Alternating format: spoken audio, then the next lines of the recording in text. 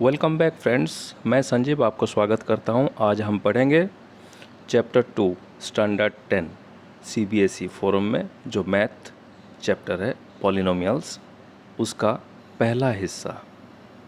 उसको मैंने 5 हिस्सों में बांटा है। आज पढ़ेंगे उसका first part and that is nomenclature and general impression. इसी को आगे बढ़ाते हैं। चलिए पहले जानेंगे नोमेनक्लेचर। मैंने एक एग्जाम्पल के तौर पे लिया है 4x³ + 3x² + 9x - 21। एक मैंने पॉलिनोमियल लिया है, उसका हर एक हिस्से को डिसेक्ट करेंगे, उसको जानेंगे उसको कहते क्या हैं, और धीरे धीरे उसके बारे में और डिटेल में जानेंगे। चलिए यहाँ देखिए 4x³ + 3x² + 9x + 21 में 4 अलग अलग टर्म्स हैं। इनको टर्म कहा जाता है। और उनमें से देखिए 3 ऐसे टर्म्स हैं जिसके साथ में x एसोसिएटेड है, और x क्या है? वो है हमारा वेरिएबल, तो इसको हम कहेंगे वेरिएबल टर्म्स। और चूंकि एक 21 एक बचा हुआ है नंबर जिसके साथ में कोई वेरिएबल नहीं है, तो उसको हम कहेंगे कांस्टेंट टर्म। और बीच का जो ऑपरेटर्स हैं, प्लस हो गया या माइनस हो गया, उसको हम कहेंगे ऑपरेटर्स। और ये ध्यान दीजिए कि ये ऑपरेटर्स हमेशा उसका नेक्स्ट टर्म के साथ में कैरी करता है। मतलब 21 नहीं कहेंगे, इसको हम कहेंगे -21। The fourth term will be -21। अगर मान लीजिए बीच में कहीं रहता है 5x² के जगह 3x² के जगह में -5x², तो उसको हम कहते हैं -5x²। क्योंकि इसको अगर हम इंक्लूड कर देते हैं टर्म के साथ में, तो अलजेब्रा में नेगेटिव नहीं रहेगी। एक बार नेगेटिव नहीं रहा तो फिर अपना कैलकुलेशन थोड़ा सा इजी हो जाएगा। आपने देखा होगा कोई भी कैलकुलेशन में अगर माइनस सिंबल्स बहुत सारा है तो उसको सॉल्व करने के लिए थोड़ा सा मुश्किल होता है। उसको आसान करते हुए हमने ये कहा है कि भाई कोई भी टर्म उसका प्रीसीडिंग कन्वेंशन साइन के साथ में कैरी करेगा। चलिए एक टर्म को हम देखते हैं, उसमें से 4x³। अब इसमें देखिए 3 चीज़ें हैं। एक 4 है जो x के पहले आता है, दूसरा है x, और एक x का पावर 3 है। अब इसको 4 को क्या कहेंगे? 4 को हम कहेंगे कोफिशिएंट। x को क्या कहेंगे? Obviously variable. और ये ऊपर में जो छोटा सा 3 है उसको क्या कहेंगे? इसको हम कहेंगे डिग्री या तो फिर पावर। आगे बढ़ते हैं, थोड़ा सा डिटेल में जानेंगे अबाउट पॉलिनोमियल। जीरो पॉलिनोमियल क्या है? Any polynomial with one term that is zero is called zero polynomial. उसके बाद जानेंगे जीरोज ऑफ ए पॉलिनोमियल। एक पॉलिनोमियल में हमें मालूम है एक से ज़्यादा रिजल्ट आ सकते हैं। Depending upon the polynomial we are expected to get results more than one. तो उसको हम क्या कहेंगे? जीरोज ऑफ द पॉलिनोमियल क्या है? For what value of the polynomial the result is zero. कौन सा वैल्यू के लिए जिस ये पॉलिनोमियल का रिजल्ट जीरो पहुंचेगा। उसके बाद हम जानेंगे डिग्री ऑफ ए पॉलिनोमियल। ये क्या है? The highest degree. इस पॉलिनोमियल में जितने भी टर्म्स हैं उन टर्म्स में से जो टर्म में सबसे हाईएस्ट डिग्री होगा उसी डिग्री को हम ये पूरे पॉलिनोमियल का नामकरण करेंगे। मान लीजिए एक टर्म है जहाँ 4x³ एक बचा हुआ है, तो q हाईएस्ट डिग्री है, तो हम कहेंगे ये पॉलिनोमियल क्यूबिक पॉलिनोमियल है, क्योंकि 3 रिप्रेजेंट्स क्यूब। आगे जानेंगे उसके बारे में। उसके बाद हम जानते हैं what is the standard form. हम ये निश्चित करेंगे कि कोई भी पॉलिनोमियल इधर उधर अगर लिखी हुई हो तो हम डिग्री सबसे बड़ा को पहले लिखेंगे, उसके बाद सेकंड हाईएस्ट को दूसरे लिखेंगे। ऐसे हम नीचे नीचे नीचे नीचे डिसेंडिंग ऑर्डर में जाएंगे। डिग्री के डिसेंडिंग ऑर्डर में ये एक्सप्रेशन आएगा। मान लीजिए x³ है, उसके बाद x है, x² नहीं है तो x² नहीं लिखेंगे, x³ उसके बाद x लिखेंगे, राइट? ठीक है। उसके बाद हम जानते हैं नंबर ऑफ जीरोस, कितने सॉल्यूशंस हो सकते हैं। ये ज़रूरी नहीं है कि एक थंब रूल के हिसाब से हमें सॉल्यूशन पता होना चाहिए। हम खाली इतना सुनिश्चित करेंगे हाईएस्ट डिग्री जो है उतने ही नंबर के सॉल्यूशन आ सकते हैं, वो सबसे ज़्यादा एट मैक्स, उससे कम भी आ सकता है।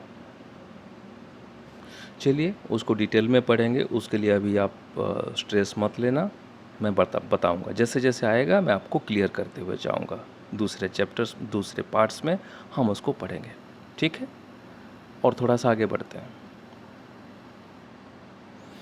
हम अभी जानेंगे types of polynomial with respect two degree, उनका नामकरण क्या होगा, what is the name of those types, और उसका एक्सप्रेशन कैसा दिखेगा, और उसमें मैक्सिमम जीरोज़ कितने होंगे, ठीक है। जीरोज़ मतलब सॉल्यूशंस।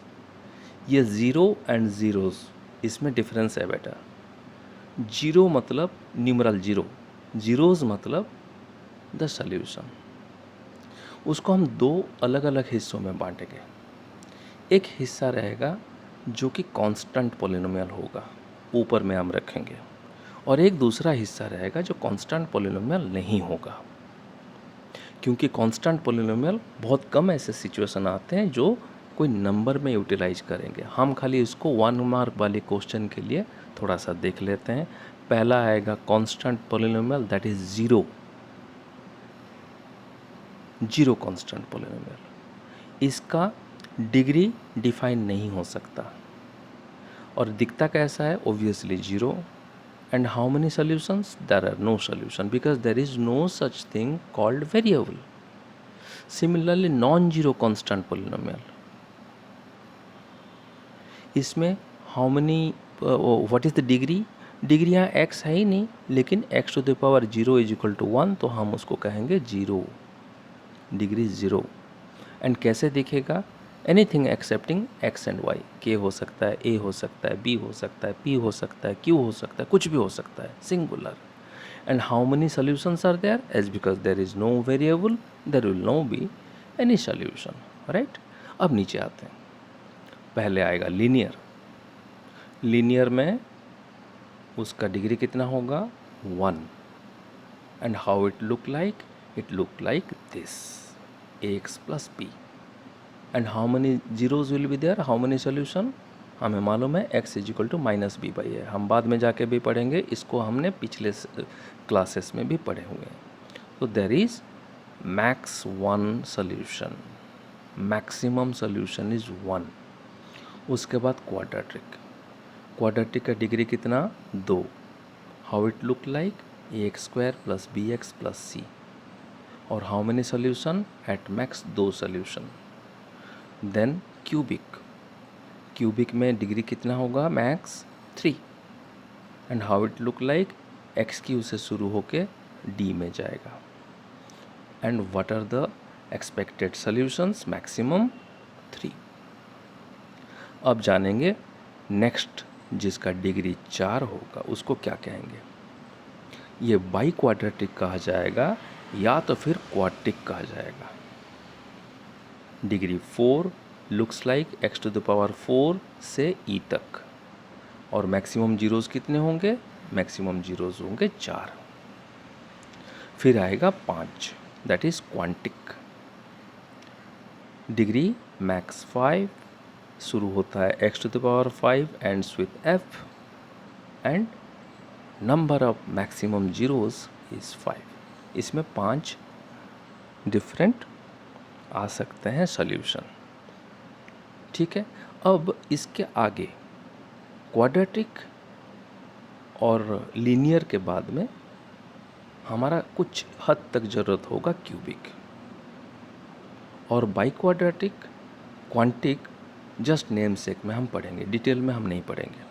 हाई स्कूल मैथ में अप टू क्यूबिक के बारे में दिया हुआ है, बाई क्वाड्रेटिक एंड क्वांटिक के बारे में बहुत नॉमिनल सा दिया हुआ है, उसके लिए हम नेक्स्ट वीडियो में उसको कवर करेंगे। आज के लिए इतना ही। अच्छा लगा आपसे बात करके, उसको और इंटरेक्टिव बनाते हैं। अगर कुछ डाउट्स हैं तो कमेंट्स सेक्शन में जा कर के आप मुझे संपर्क करें।